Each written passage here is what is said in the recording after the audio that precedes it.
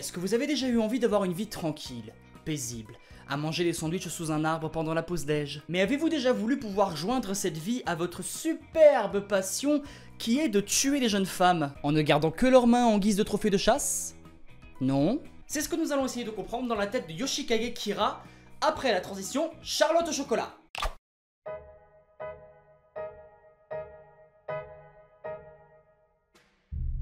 Donc, Kira Yoshikage est l'antagoniste principal de Diamond is Unbreakable, la 4ème partie de JoJo's Bizarre Adventure. Il possède un stand du nom de Killer Queen qui lui permet de transformer n'importe quel objet en bombe. Comme par exemple, ce Yoshi. Voilà, ce Yoshi, je peux faire en sorte que ça devienne une bombe si je le touche. Hop, j'active l'interrupteur et paf! Ça fait des explosions. Et quant à sa biographie, il est né en 1966, il est âgé de 33 ans, il mesure 1m75, tiens comme moi, c'est un employé dans le siège social de Kameiyu, il ne fume pas mais il boit de manière occasionnelle, il habite Morio, il est célibataire, il rentre chez lui tous les soirs à 20h pour se coucher à 23h après avoir bu un verre de lait chaud et fait quelques étirements pour s'assurer qu'il a 8 heures de sommeil réparateur, il n'aime pas les femmes avec des doigts poilus, bon bref, c'est un homme dans la vie active, tout ce qu'il y a de plus banal quoi. Jusqu'à ce qu'on apprenne que quand il a envie, qu'il a une certaine pulsion, il va acheter des sandwichs au Saint Gentleman avec sa petite copine. Hein? Quoi? Célibataire? Ah mais oui, je suis con, je vous ai pas présenté sa petite copine, la main coupée, parce que oui, Kira tue des jeunes femmes quand ça lui chante. Analysons un peu ce psychopathe. Kira est probablement l'antagoniste le plus détaillé de toute la franchise de JoJo's Bizarre Adventure. Si on le compare avec d'autres antagonistes de JoJo, on a beaucoup plus de détails sur lui concernant sa taille, son poids, son statut social, etc. plutôt que Cars, Dio ou encore Dia pour deux raisons. La première, parce que Kira est avant tout un homme, tout ce qu'il y a de plus banal. Ici, on ne parle pas d'être surnaturel manipulant la glace, ou encore de personnes qui cherchent à devenir un demi-dieu. La deuxième, parce que Kira adore se décrire autant que possible auprès des gens pour montrer qu'il est un homme qui cherche juste à vivre une vie tranquille et paisible comme une plante. Il nous en fait la démonstration lorsqu'il se retrouve devant Shigechi, un collégien qui possède aussi un stand, Harvest, et qui a malheureusement découvert le secret de notre cher Yoshikage à cause d'un quiproquo. Kira met presque une minute entière à donner une description détaillée sur lui, concernant son âge, sa date de naissance, sa situation sociale, alors même jusqu'à sa routine du soir pour aller se coucher. Mais ce qu'il faut savoir, c'est que Kira porte un masque. Pas un masque d'Halloween tout pété qui coûte 5 € de chez la foire fouille, non non non, je parle de son apparence extérieure. Il apparaît comme un homme droit, poli, réservé, mais il dégage quand même une bonne attitude avec les gens avec qui il vient à converser. Mais quand il vient à passer à l'acte, et par passer à l'acte j'entends tuer des jeunes femmes, il dévoile sa véritable apparence, son apparence intérieure, le véritable Kira Yoshikage. Un pervers narcissique, manipulateur et psychopathe. On va essayer de creuser une hypothèse sur la provenance de cette nature. Pourquoi assassine-t-il des jeunes femmes pour en garder que leurs mains? Et surtout, Grand Arceus, pourquoi est-ce qu'il veut à tout prix que son identité reste enfouie? Faisons un bond en arrière dans le temps pour essayer d'avoir une piste. Né de parents relativement vieux, Kira n'a jamais eu de problème de famille. Il s'est toujours débrouillé pour ne jamais se faire remarquer par la société. À l'âge de 21 ans, il perdit son père, Yoshihiro Kira, à cause d'une maladie, et sa mère décéda de vieillesse peu après. Un jour, Yoshikage découvrit le fabuleux tableau de la Joconde dans un livre, et il fut fasciné par ses mains. Et il était tellement fasciné par les mains de Mona Lisa que, il a eu la Charles de Gaulle. Kira a donc développé un réel fétichisme pour les mains de femmes dans lequel il a détecté une sorte de tendresse dans celle-ci. Il a senti qu'il y avait de quoi combler son manque, de quoi faire plaisir à sa libido quoi. Et du coup, qu'est-ce qu'il va faire? À l'âge de 18 ans, il va commettre son premier meurtre. Il assassinera Reimi Sugimoto qui sera un personnage clé de Diamond is Unbreakable plus tard. Kira aura enchaîné les meurtres après avoir obtenu son stand Killer Queen grâce à son père, et il aura tué 48 femmes en 15 ans sans jamais n'avoir été découvert. Avec un passé pareil, on peut essayer de comprendre ce que Kira recherche. Ayant perdu sa maman quand il était très jeune, il a grandement manqué de tendresse maternelle, ce qui a dû grandement le déstabiliser. Il est même dit que les facteurs à risque pouvant mener la perversion narcissique chez quelqu'un sont le dédain parental des besoins durant l'enfance et le manque d'affection et de reconnaissance. On peut donc comprendre que Kira recherche de la douceur, de la tendresse, chose qu'il n'a pas pu avoir quand il était enfant. C'est pour ça qu'il déteste les femmes aux doigts poilus parce que... plus jamais.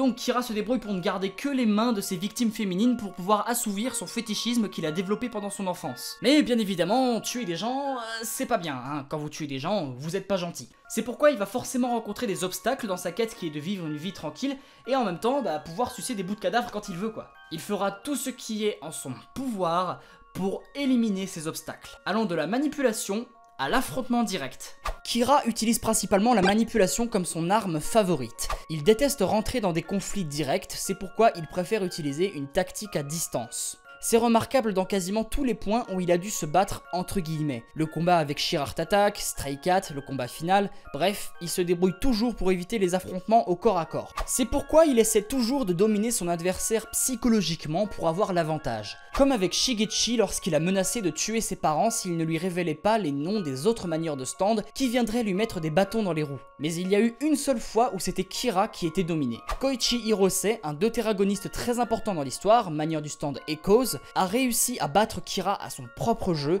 alors qu'il était aux portes de la mort. Il se fait massacrer et humilier par Yoshikage, mais il s'est débrouillé pour taper là où ça fait mal. L'identité de Kira, qui était dissimulée depuis 15 années consécutives, a été découverte par Koichi qui a fouiné dans son portefeuille pendant son agression. Et là, on peut ressentir que Kira est grave dégoûté d'avoir vu son identité se faire débusquer par un pauvre lycéen de première année. Regardez son visage se décomposer pendant que Koichi se met à lui faire réaliser son erreur. Le grand Kira Yoshikage, qui est si parfait, s'est fait démasquer par un gamin. Imaginez un petit peu ce qu'il peut penser. Comme j'aimerais te voir pourrir en enfer, que tu te décomposes, dévoré par des salvaires. Dominé psychologiquement par un gamin. Oh la honte! Mais avec un habile stratagème tellement habile qu'il s'en tranche la main, et en manipulant une Magnus de stand qui a le pouvoir de changer le visage et les empreintes digitales, Kira vole carrément l'identité d'une autre personne. Afin d'essayer de démarrer une nouvelle vie, Yoshikage Kira devient Kozaku Kawajiri. Kozaku Kawajiri est un employé de bureau, tout ce qu'il y a de plus normal. Une enveloppe parfaite pour Kira, vous allez me dire. Sauf pour un petit détail. Qu'est-ce que Kozaku possède que Kira ne possède pas? Une famille. Ah non mais c'est même pas un clash, c'est sérieux. Kira va devoir cohabiter avec Shinobu et Hayato Kawajiri et surtout, il va devoir faire semblant d'être le Kozaku original. Et il va même commettre quelques petites gaffes. Or, il va utiliser des lames de rasoir alors que l'original utilise des rasoirs électriques, il fait la cuisine pour sa femme alors que l'original se contente de bouffer des plats préchauffés et d'aller au lit, et surtout, il possède le visage de Kozaku mais pas sa mémoire. Résultat, quand le propriétaire de la maison est arrivé pour leur demander de payer le loyer, il ne connaissait pas la combinaison du coffre qui contient l'argent de la famille. Il a été obligé d'utiliser Killer Queen pour les sortir de cette situation. C'est à ce moment que Kira comprit qu'il fallait qu'il devienne quelqu'un d'autre, et surtout qu'il arrête de tuer des jeunes femmes. Maintenant qu'il a une famille, c'est beaucoup plus dangereux. On a donc maintenant un Kira qui vit dans un stress constant, sa vie tranquille est perturbée. Et surtout, comment il va faire pour lâcher ses pulsions? Eh ben j'ai envie de vous dire, Shinobu. Shinobu, c'est la mère de famille des Kawajiri, une vraie tsundere qui a normalement une relation assez épineuse avec le Kozaku original. Mais en voyant le Kozaku Kira agir, bien évidemment en pensant que c'est le Kozaku original, elle va tomber amoureuse de lui. Sauf que cette cruche, oui cruche, désolé, je déteste Shinobu, a éveillé le stand Stray Cats après avoir enterré un chat qu'elle a tué par accident. Stray Cat a le pouvoir de créer des bulles d'air invisibles à l'œil nu. Quelle utilité ça a? Faire sauter des ongles de pied. Non, je déconne pas, regardez. Kira va donc défendre Shinobu contre Stray Cat qui essaie de la tuer. Et on n'a pas une petite évolution inconsciente là? Personnellement, je pense plus que c'est parce qu'il a un petit crush sur Shinobu que Kira cherche à la défendre et pas pour éviter que les protagonistes soient amenés à venir chez les Kawajiri. Bon, c'est vrai qu'il y a eu un moment où il avait plus qu'envie de la tuer, mais au final il s'est retenu. C'est l'une des seules fois où il a réussi à contrôler une de ses pulsions. Et il faut qu'il se contrôle, même au bureau lorsqu'il avait grave envie de se faire une de ses collègues, avec ses ongles qui poussent, qui sont la métaphore de son érection. Mais en tout cas il se débrouille bien le petit Yoshikage, il arrive à se contrôler, donc on aura peut-être un Kira aimable, heureux et gentillet, et qui arrêtera de tuer des innocents.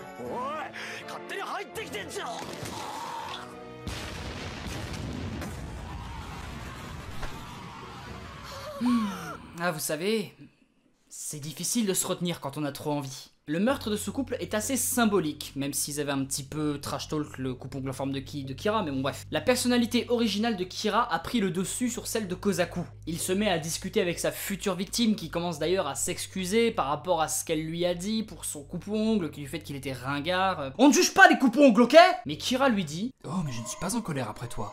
J'aime juste obliger des nanas à me couper les ongles. Tu me lécheras mes chaussures aussi, avec ta belle langue.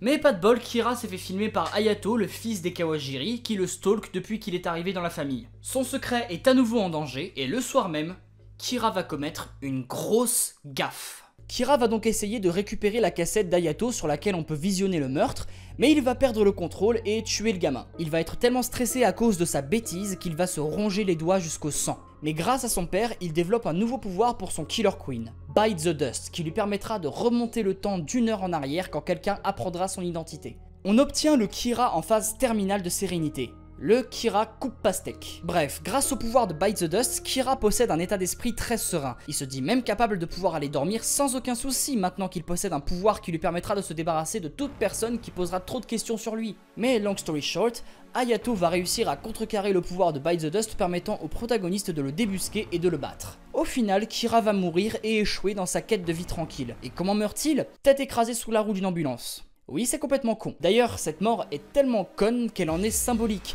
Yoshikage, qui est le prénom de Kira, signifie sombre chance, et le fait qu'il meure d'une manière aussi stupide montre à quel point sa chance s'est volatilisée. Pour finir, Kira sera emporté en enfer par Reimi Sugimoto, sa première victime. Encore un symbole pour montrer que les pires actes ne resteront jamais impunis. Ironie du sort, Kira, qui adore les mains de femmes, sera transporté dans un monde où il n'aura plus la possibilité de vivre en paix par des mains d'hommes.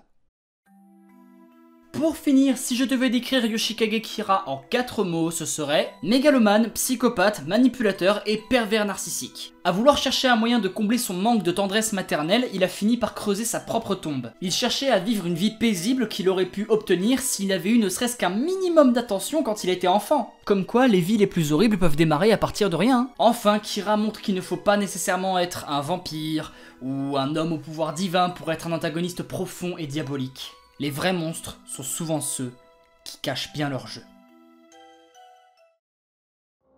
C'est la fin de cet épisode de Dans la tête 2, j'espère qu'il vous aura plu. Aussi, désolé s'il n'y a pas eu de gag avec des dessins comme j'ai l'habitude de le faire, mais je préfère conserver mon énergie pour le prochain X-Men, première partie de Pokémon Forêt Noire 2, qui sortira normalement fin août. Le prochain Dans la tête 2 va se porter sur Scar, le méchant du Roi Lion, mais pour les prochains personnages, j'aimerais déjà démarrer un petit vote. C'est tout con, vous aurez juste à voter dans la petite fiche qui va apparaître parmi 2 choix, Jack Skellington de Nightmare Before Christmas ou Lucario du 8ème film Pokémon. À vos bulletins. Sur ce, n'oubliez pas de vous abonner à la chaîne pour ne rater plus aucune de mes vidéos. Je vous fais des bisous, portez-vous bien, arrivederci. 激しい喜びはいらない。その代わり深い絶望もない。そんな平穏な生活こそ私の目標だ。キラークイーン、キラークイーン、キラークイーン、キラークイーン、いつも殺すことができた。